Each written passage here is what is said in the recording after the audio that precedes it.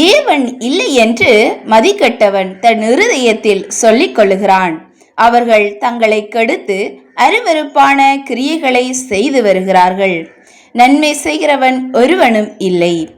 தேவனை தேடுகிற உணர்வுள்ளவன் உண்டோ என்று பார்க்க கர்த்தர் பரலோகத்தில் இருந்து மனுபுத்திரரை கண்ணோக்கினார். எல்லாரும் வழிவிலகி ஏகமாய் கெட்டுப்போனார்கள். நன்மை செய்கிறவன் இல்லை, ஒருவனாகிலும் இல்லை. அக்கிரமக்காரரில் ஒருவனுக்கும் அறிவில்லையோ? அப்பத்தை பட்சிக்கிறது போல என் ஜனத்தை பட்சிக்கிறார்களே. அவர்கள் கர்த்தரை தொழுது கொள்ளுகிறதும் இல்லை. அங்கே அவர்கள் மிகவும் பயந்தார்கள். தேவன் நீதிமானுடைய சந்ததியோடு இருக்கிறாரே.